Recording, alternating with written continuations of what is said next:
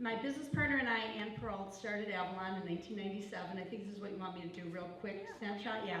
And so just to give you a little bit of a sense, we started in what was then called the Cass Corridor, and I mean, it was a little bit rough. Like, the winter before we opened, when we were building out, 1 block south of us in front of the Cass Methodist Church, there was a tent city in the middle of the winter with 300 homeless people living outside.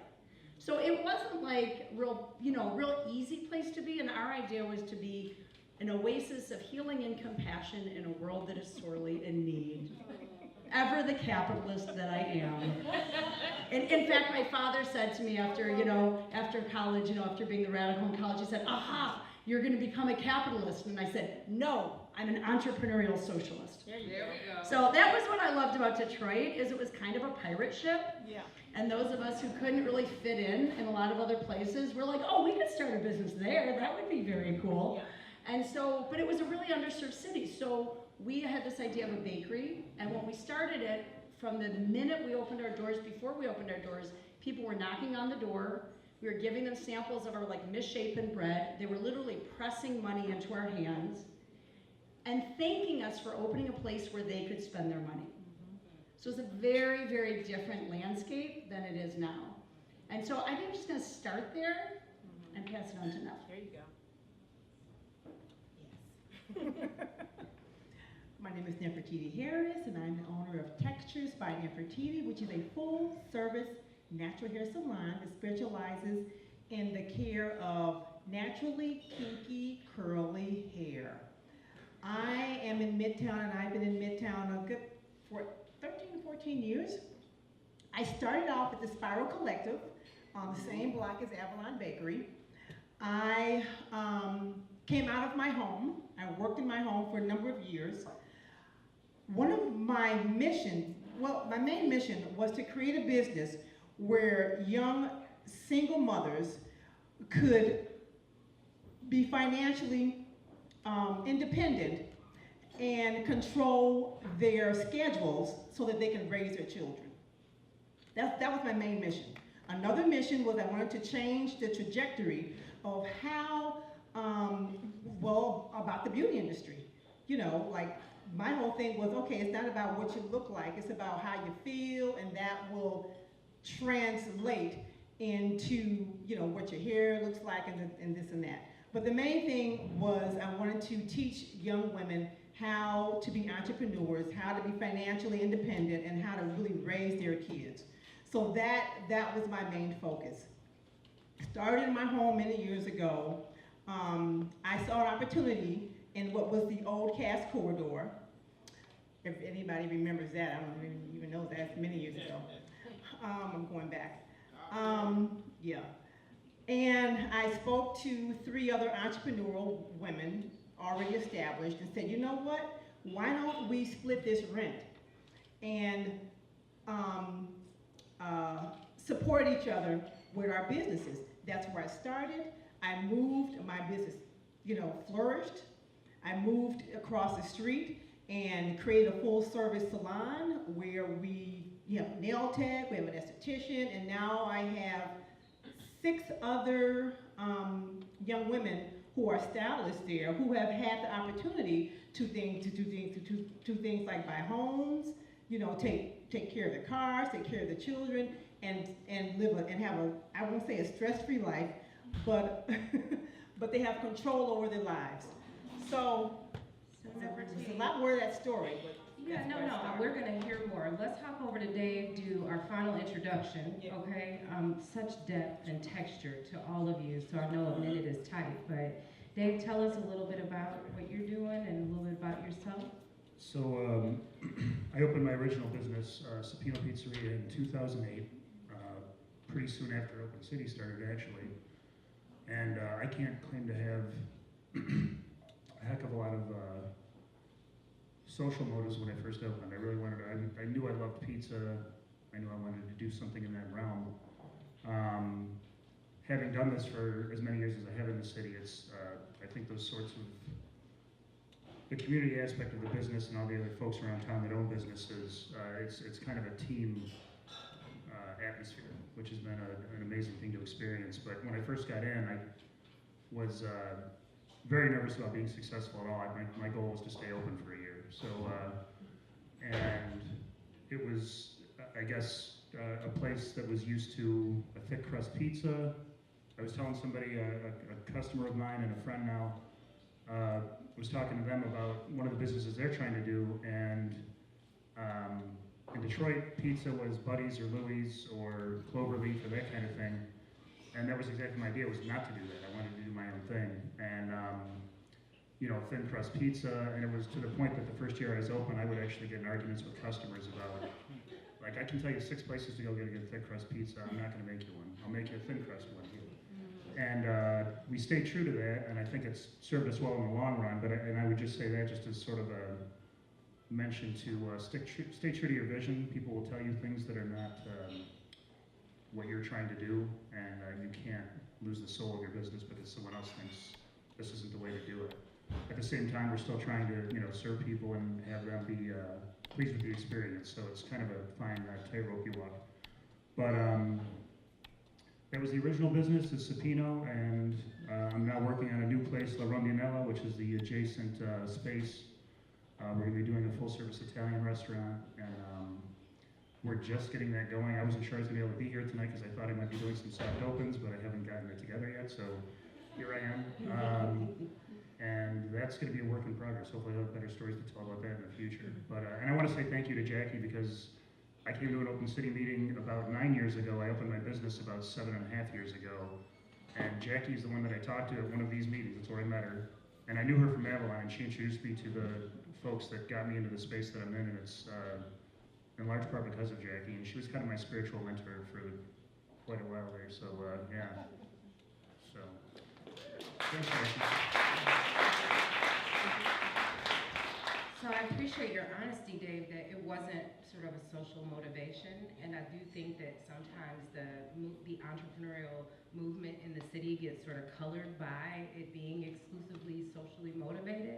And I would just like to point out, without like naming numbers, in a lot of ways, Dave's business is a lot more socially responsible than mine, because the kind of profit sharing that he has done with his staff is so far beyond what we've been able to do. So the fact that he started out to make a profit, figured out a model that was really profitable and sustainable, and then just put it right back into his employees is perhaps an even better model.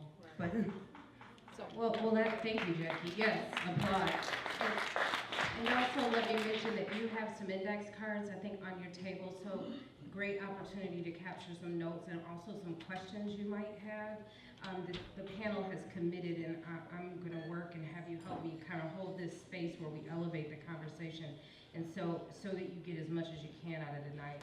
And so I was curious, Dave, maybe you can jump back on this, it's not been quite a decade, but 8 years. Can you give me some examples of what's changed for you in that time? And in particular, I'm thinking about things like your perspective on that, because I do happen to know that you are very engaged in our community. Maybe your approach to leadership or engagement, maybe you could delve in a little bit more around Absolutely, some of and that. I think it goes to an important point. For me, the place I was in when I opened my spot, I actually opened, and I was actively seeking a small space. I knew I couldn't manage a huge one. This was my first venture. It goes back to the sort of idea you have to take care of yourself before you can take care of other people. And I wasn't really taking care of myself for the first 2 years of my business. I used to sleep in the basement. Used to cry myself to sleep at night because I was so stressed out over things. Total full disclosure here. Does anybody relate to that? A little bit, yeah. So get ready for that, entrepreneurs. It's your heart and soul's in it. And for the first little while, I did not have my life in balance. And it wasn't until I started finding some of that balance, I hired some people that were really good that I could lean on, and I still lean on to this day. It's so much about having a good team behind you, and that's what we were talking about, the profit sharing, that kind of thing. I couldn't do this thing without, well, Supino I couldn't do without 8 or 9 people that are amazing, and the new thing is going to be even more so. So you need to surround yourself with a good team, and you need to learn to take care of yourself and keep that balance. And once I was able to kind of get my life in a little bit more, put everything in more perspective, you kind of have, all along people were approaching me, and I tried to do things. I would donate and I would do certain things, but once I really got my head in a better place, it was a lot easier to like sort of pick and choose and talk to people and start seeking out routes to, hopefully make some connections with the community around you, find the things that are that are most in need and most deserving of need, which, Detroit's it is a place of great need, and you do everything you can as a business owner to try and connect with people and try to figure out ways to help out where you can. Yeah, you and others inspired me to launch a organic lip gloss line with 9 girls at the Downtown Youth Boxing Program. Just seeing folks sort of identify ways that, to your point, Nefertiti, and I want to move along, that we can use entrepreneurship and economic empowerment as a means to get at some of these social justice issues. Can you talk more about that? Absolutely. Well, see, you know what? The real issue with me is that I am the eternal mother. That's not an issue. We need a mama. So it's like I raised my own, so now I have to find some other folk to raise. Okay, So, all right. Raise your hand if you need a mama. So I kind of serve that purpose actually in my business with the young women that work with me. But one of the things that I had to learn for myself was I had to learn how to, just as a mother, let go and create a certain sense of detachment in a way. So I'm just not so controlling of the young ladies that I love so much, that service the clients that love to come into the salon. So, but I am the eternal mother, and that's nothing that's going to change. Sure. Well, let's dig in a little bit more because I'm really curious about, we're celebrating 10 years with Model D. We're celebrating many milestones that you all have had. 8 years with Open City. And I'm curious about the sort of your reflection on the last 10 years. And here's a prompting question for you is, what's changed and what hasn't? Well, for me, what's changed is information, because information is everything. When you have information, you can make different types of decisions. And the decisions that you make are decisions that can empower yourself, your business and others that work for you, right? Yep. So that's the bigger thing for me is just pure information. Access to that information? Access to that, yeah. Okay, got you. And let's move along, unless, Jackie, you want to jump in on that? So one of the things I think is especially helpful is to talk openly about the challenges we've had. So often, particularly in an audience of folks that might be aspiring towards entrepreneurship or thinking about it, or in fact they are our pipeline, right, of next gen entrepreneurs. I'm curious about in a business that's located in a dynamic, ever-changing, some would even say sort of overly critiqued city, what pearls of wisdom can you offer folks that are here today, and what challenges would you be willing to share with the audience? Jackie. And we're going to hold our confidence in this room, right? Well, I mean, first of all, I'll say that so I come to this as a social activist, so that's how I spent my 20s, is really working to make the world a more just, equitable, peaceful place, sort of from the system, the political system. And then I realized that I was going to burn myself out because I was never going to see sort of an end to nuclear, weapons buildup, or say U.S. invention. So you said, screw it, I'll start or U.S. intervention in Central America. Oh, because we intervened everywhere and there was nowhere else to intervene, but that doesn't count.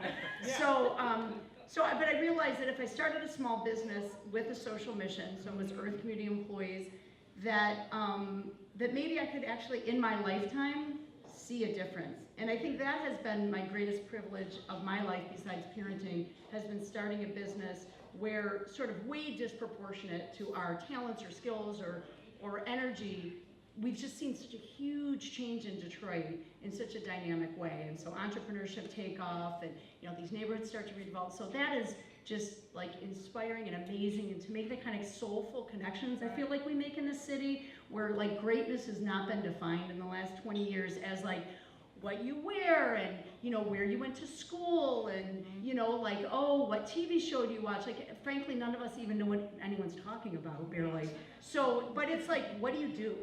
I'm like, how do you do it? And who are you as a human being? So that's a great city to live in. So that's the great stuff, and that's, you know, that's amazing stuff. For us, the contradictions came about when we really were successful, and it started to create, as my mentor, Grace Boggs, who's just recently deceased, would have said, the dialectic. So what contradictions emerge out of the success? So the contradictions for us emerge as we outgrew our space. So we had to find a new space. Well, when we found a new space, we couldn't afford to do production in our neighborhood anymore because our success had made our neighborhood unaffordable. So our contradiction was that then we had to take production outside, and we put it in a great neighborhood, which is on Bellevue, which is going to be a super cool neighborhood for retail in about 5 years. But it took that energy out of Willis, our flagship store. And so to try to figure out how do we re-engage and re-emerge when we're running different spaces, because we're also at Henry Ford Hospital, I feel like that for us, to keep the soul alive when you're opening multiple facilities and when the owners are not on site all the time, that is, because I'm as the owner, but you're kind of the soul of the business. And so how do you keep that spirit going when you're there and when you're not there? And that has to do with the team, and that has to do with keeping the vision alive, and that has to do with accountability, but it also just has to do, I think at the end of the day, it just has to do with like love. You just have to feel love, and you've got to at some level keep on expressing love even when you're not feeling it. So anyway, on that sapping note. Well, you know what? It's so funny because Jackie and I were having this conversation, and I said, you know what? I'm sure I'm not the only one that feels this as an entrepreneur. There's a certain year. I don't know if it's like when your marriage is year 7 or year 15. I don't know what it is. But for me, there was a certain year where I was like, I think I'm falling out of love with my business. I need to reevaluate everything, what is going on. And so what I did was I referred to my mission, why I started this business in the first place, okay? And I fell back in love with the people. I fell back in love with the business. You know, I'm not so naive now. I'm not so idealistic. You know, I still have a bit of ideals there. That's a healthy thing. But I think it's a natural progression. You know, that you change things. You fall out of love and then you fall back in love. It's like a relationship. Yeah, let me press into this a little bit more if I could, and you all back me up if you need to. But I get the sense, especially as someone who is sort of still pretty actively involved, like in my work, my day job, and then also sort of trying to run a retail business by night, be a mama, be an activist, be engaged in the community, be on 3 boards, you know, try to have a life, right? Be a wife, you know. Dave, you kind of, I thought, really started to scratch at this and you called it perspective, and I appreciated that you didn't say balance, because let's be real, that sort of doesn't exist in this world, right? So, but get into that more, because I think there are things that maybe it's just me, but some folks in this audience might be trying to figure out, like, so how do I finance this thing? And how do I cast that vision and articulate it in a way that somebody else wants to get behind it, right?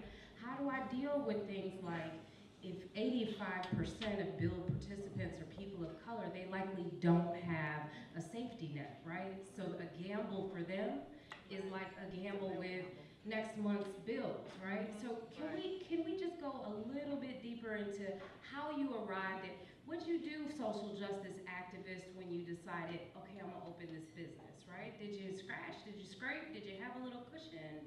Can we talk about that?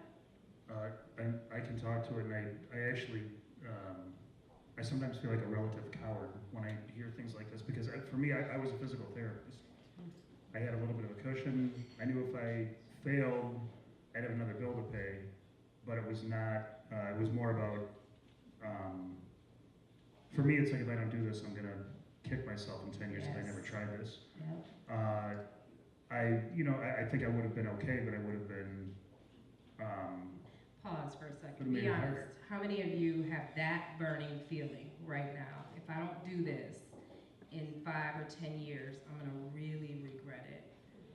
Okay, about half the room, Dave, so thank you for that. No, I think it's probably a common thing with people that end up going into business for themselves. And I think it's, I'm amazed by the courage of people that did not have resources to back them up. I mean, it's so incredibly courageous. I mean, it's hard enough when you do have something to fall back on a little bit. Like I just let my physical therapy license go 2 years ago, and I've been in the pizza business for 8 years now. So it's like, I was like, well, this thing still might not work out. Right. I can still I could have legally given a patient a massage 2 years ago, which is insane because I didn't take a class. The state of Michigan has to work on that, but I still don't.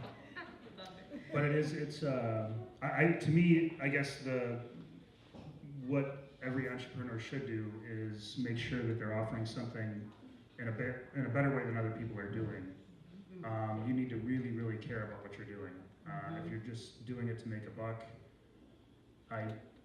some folks, that's part of the motivation, but if that's your major motivation, I think you're probably going to fail. I think you need to live heart and soul, just want it so bad and really take it personally if it's not going well when you read a bad Yelp review, which sometimes happens. Which is another thing you have to get ready for. Stay away from Yelp. Yeah, stay away from Yelp. That's actually that's the real object lesson here. But it's you have to just care about it so much, and you have to want to do it for the product or the service or whatever it is that you're doing. To me, that's what always made sense to me. I was very much, I'm the worst marketer in the world. I haven't printed one business card. I don't have a business card to give to anybody now. I just wanted to make really good pizza, and that's what I wanted to do. And now I'm trying to do Italian food. It's what I love. But you have to care about it so much. Do it because you care about the thing you're trying to do, and research it to death, and practice doing it hands-on to death, and get feedback from people, and day to day, just put blood, sweat, and tears into it. I think it's the only way to really become successful, because I'm not going to beat Little Caesars at selling cheap pizzas. I got to make them way better than Little Caesars. So it kind of depends on what you're doing. But. Yeah, I appreciate that perspective. Yeah, I would actually love for you to chime in and then to also maybe talk about the future, Nefertiti. So if we were casting a vision, if we in this room were deciding and collectively creating a vision for what our city and our community would look like, and you were leading that effort, what would that be? And then I want to start to answer some questions from our audience, okay? So it's all on you, sister. Don't want me. That's a lot of pressure. That's all I'm saying. Look, and I know there are many people here that feel this way. I wanted to start my business so bad that I asked my mother for money. Okay? That's how passionate I was. You asked the neighbor for money? My mother. Your mama. Okay. Yes. Okay. Mamas So, play a big role. That's Smack your mama, be a mama, That's and how I then go. ask your mama for money. That's how I go right there. Y'all got that? And so I convinced her, because my mother she doesn't play. Right. Okay. Yeah. So I had to convince her. It took a couple of weeks. Yeah. Of numbers and showing her this and that, why it would work, how it would work. And so she said, okay, well here, I'll give you a down payment on whatever you need. I want my money back. Right. At this percentage. Fine. Yeah. Okay. So that's the kind of passion. I'm just saying that to say that's the kind of passion What would you do? that an entrepreneur, really has. Mm-hmm. It's like whatever it takes. That's what you're gonna do. Whatever. So the future. Mm-hmm. Wow, that's a loaded question, girl. Really? Oh my God. I'm just interested My future. in what's your vision My for vision. retailers, Exactly. entrepreneurs, the ecosystem? Well, you know what? My vision for Detroit, and it is more than a vision, it's an affirmation, that we learn from the mistakes of other cities when it comes to gentrification. Okay, we learn from those mistakes. That means that we are all inclusive. That means that we share information. That means that we honor folk who have been at this, who have held the city up for so many years, that have made the city attractive for other folk to come in. So my vision is that we hold fast to those folk that have held the light to create the interest, and we support them. Yeah. We support them. Yeah, absolutely. Yeah. So Jackie, I actually Jackie would like you to grab the mic and talk a little bit more about inclusion. Well, it's hard to follow, but I'll try. So, you know, the city is 140 square miles, as we all know. And have you guys heard the term 7.2? Is that right? 7.2. So it's basically, you know, it's the area that everybody says, oh, Detroit's coming back, it's so great, blah, blah, blah. And we all have businesses in the 7.2, and that's awesome, it's amazing. Yeah. But for me, what plagues me is the other 133 miles. Right. Because I know people, and many of us know people who live in those 133 miles, and it is beyond the Wild West. That's right. It's a rough, rough place, and it's not pretty. But you know what? The Cass Corner wasn't that pretty when we started out.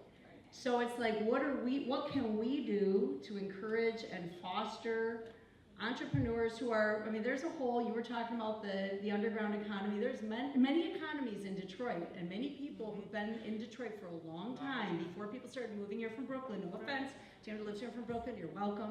But there's a whole big city with lots of people who've been scraping by, and how do we support those neighborhoods?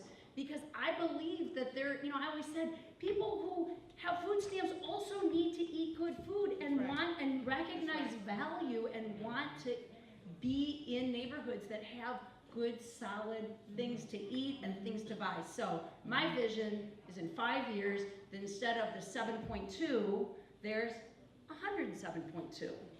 And so it might not be all look like Midtown, it shouldn't, but that there's pockets of entrepreneurship that we all help to foster in these neighborhoods, and we find the local entrepreneurs to help support, who have wisdom, quite frankly, to share with us as well. That's right.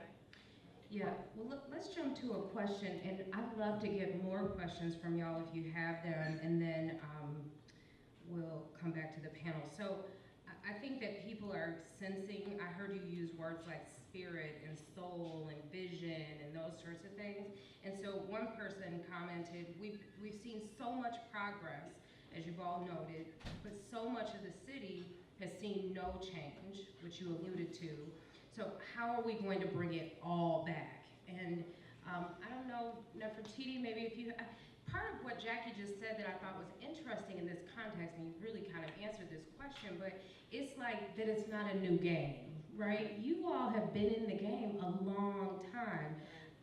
In the neighborhood where I grew up, it was all entrepreneurs, right? It was all run by businesses, and many of those entrepreneurs are still there. What's not there is the folks to buy from the entrepreneurs, because it hasn't quite become that kind of hotbed ecosystem. But what other things are you noticing, and what little things? I think that's probably, you know, what can we do? We hear the thing about engaging in the neighborhood or doing in the neighborhood, and then I think some people would probably, the cynical folks would say, but yeah, when we came to Cass Corridor, you beat us up about it, right? Oh, we gentrifying it, we this, and this. So what's the and both instead of the either or? You know what? I really think that it's about information.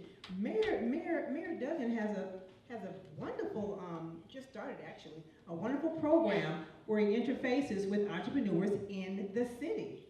Okay, I just went to a wonderful workshop about how to get a loan. Another workshop last week about how to manage, you know, your lease.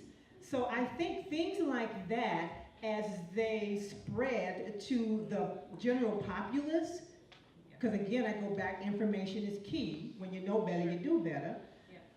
When people have the information, okay, the education, then they understand how to actually build their business, where it's going to be successful. You know, and maybe like Jackie said, maybe everything is not going to be like Midtown, as well as shouldn't, but there are pockets of success in your community. Yeah. So let's have somebody jump on this one. When it comes to hiring, we heard, Dave, it sounds like you have this great profit sharing. Jackie, certainly Avalon has been lifted up as a organization, an enterprise that has a culture that's inclusive. You gambled on some employees. You really kind of pushed the edges in terms of people who are structurally unemployable. Can you talk about how in the early stages did you create that kind of mission, vision, and culture, this person would like to know, in order to potential employees so that you could attract, quote, good people? And then they said, which is often case the reality, especially when the money is tight. Well, I know for me, I was talking to somebody about this a few weeks back, that for one, I don't hire on resumes just about ever. I hire so much more on just the feel I get off of somebody. And it's just more like the vibe that they give off. I don't know. The resumes, they all kind of look the same after a while anyway. And, let's be honest, there's folks in some of the neighborhoods that some of the public schools in the city are terrible. And they haven't had the guidance or so they aren't able to write this fancy resume that has big words on it, that most of which don't really mean anything anyway. Like, I don't know, when I get into the business speak, it gets a little bit weird, but I so much more hire based on, the vibe I get off somebody, if they have energy, if they're looking me in the eye, if they're telling me, they really want this. And, I'm a little bit, it's kind of an interesting thing with what I do, because we usually hire people in as dishwashers and then they move up from there. So like and I tell them that for the first day, like, this is a rough job. I used to do it. I was a dishwasher at a restaurant 20 years ago, I remember. And I know what it's like, and it's not fun, but if you stick with me, and I think we have a pretty positive environment, work hard, show up on time, show me you're reliable, we're gonna, work on getting you into something that pays a little better. And, well, let's pause there, because that's really the strategy then, is when Sure. you're new in the business, the strategy is maybe come in at more entry level with promises of growth. That's, yeah. Okay. And there's actually 3 folks that have worked for me for a long time that are now going to be both my front of house manager, my bar manager, and then one young lady who's gonna be running Supino, basically, because I'm gonna be chefing at the new restaurant, so she's kind of my extension there. But they're, 3 folks that have worked for me for a long time and have just worked hard. And that's gonna be an example to other people that are working there too, like, hey, these are the guys that really slugged it out for me. And now they're doing pretty well for themselves, hopefully, so. Thank you. Any other pearls of wisdom regarding hiring? And then, if not, Dave, somebody wants to know about you crying, honey. And can I also say how refreshing it is? This is how you know. Sometimes I haven't been to a club in a long time. Do they still have like grown and sexy night? Because if they do, this would be like the equivalent to the grown and sexy night. And one of the ways I know it's like grown and sexy is because I haven't heard the word business plan. Anybody notice that? Wow. I have not heard the word business plan, not once. And why that matters, and why things like do what you love and cry yourself to sleep but get up, dust yourself off and do it again, right? I also heard you talk about continuance of practice, right? Like continuing to do the work and getting closer to mastery. Wasn't there a book that talks about like 10,000 hours in, you're kind of at a level? Anybody remember that? So Dave, this person would like to know, once you did all that, how'd you go from idea to execution? And what was the one big thing? But we know, I think that there wasn't one big thing, probably, right? But if there was, what was the one big thing that made it happen for you? That made it happen for me. You went to Well, I was Italy. more than that. What was the How'd first you go one? from idea to execution? Idea to execution, Idea yeah. to execution. I thought I was going to have to talk about crying, so I got nervous. The idea to execution was really about, for me, it was just like, do this thing as long as you need to, get the practice in that you need to do exactly that, the mastery thing. I pretty much knew I was really enamored of this process of making pizza, and I just kept doing it. And when I was in my 20s, I was staying home mixing pizza dough on my countertop in a little KitchenAid mixer while my friends were going out, partying or whatever else. And I did a little of that too. But I really did sacrifice a lot of time and try to figure out how to do this thing and make sure that I was good at it before I opened my doors. I was 7 years from the idea of opening a restaurant to actually opening my doors was a 7-year process. And I practiced I would say 3 to 4 nights a week. I fed a lot of people a lot of terrible pizza. And I did it for years and years and years. And I didn't do it until I was ready to do it. I mean, it was just, and even right now, people are asking me about my new restaurant. It's been in process for a couple of years, and I'm still, you know, when we're ready, we'll be ready. It just kind of, you know, and you can't rush it to please anyone else. You just have to know this thing is what it needs to be. And there's also a point where you have to jump off the cliff too. Like Right. it actually feels like you're jumping off a cliff into unknown, like you don't know what you're gonna hit on the other Yeah. side. Like it's terrifying. Like the minute you actually decide to pull the trigger and jump on, you know, and do this business thing, like the day that you open. But so it's kind of that balance of, okay, this thing's ready, but also I gotta just jump at some point. Sure. So. Thank you. Other pearls of wisdom as we prepare to wrap up. Your questions are great. Any last questions before we're gonna end on a little humor. So, Well, I mean, pearls of on wisdom. the thing about, I thought that was really cute what you said about the business plan, and I do think it's probably no coincidence that we haven't talked about it. However, I actually, surprisingly enough, am a huge fan of the business plan for one reason. I think, but I think it's a little different. I think the business plan is what you write to convince yourself Thank you. that this is not just a vision, but is Yes. actually a viable business. Right. So if you do, if you follow the template, I think it's really important actually to follow the template for a good business plan. That was our experience. Yes. Because then you have to do the due diligence to figure out Yeah. if this is really viable or not. And I would say a good business plan, maybe 80% of the time, results in not opening a business. That's right. And so it's not always telling you what you want to know, it's telling you what's true. Yeah. So I'll leave it with, I really do believe the clearer your intention, the clearer your outcome. So it doesn't have to be a fancy business plan, but you really do have to carry that right here about where you see yourself in 5 years or whatever. Yeah, and by no means are we discounting the importance of planning, but I think it's interesting that 10 years ago, and I think if Liz is still here, she'll remember that there was lots and lots of conversations about sinking into the business plan, and really that was because that was the conduit to financing, right? It wasn't because it became a blueprint and a living, breathing document that actually guided you, right? To that end, for those of you who are not familiar with it, Bill uses, and I know is a fan of, a tool called the Business Model Canvas. And this tool, which comes in many forms, helps you to think about kind of the 9 most important elements of a business plan. The most important for me, of which is your value proposition. So this is Dave saying, there's 16 other pizza places, or there's another bakery, or there's folks doing hair, but here's how I'm uniquely going to get at it. So the Business Model Canvas and the Build classes. Okay, so regarding inclusion, panelists, how can businesses help people feel welcome from outside of the 7.2 in the face of development? Well, that's just called basic customer service, I think. Customer I just service think it's coming called up next basic month. customer service. It's just, And I don't think it's, and also hiring people from And- outside the 7.2. yeah, I mean, I think hiring people Absolutely. from throughout the city. right. Say it again, what? She said in the microphone. Oh, in the mic, okay. Yeah, that is basic customer service. And so, you know, I always say that your business is a reflection, any business is a reflection of the leadership that started it. Okay? So as you grow, as you expand your consciousness, and as you expand, you know, who you are as a person, so your business will do the same.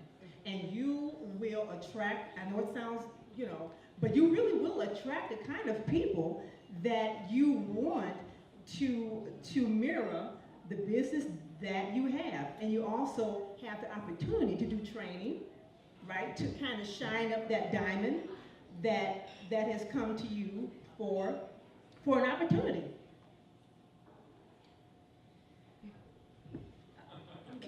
Beautiful.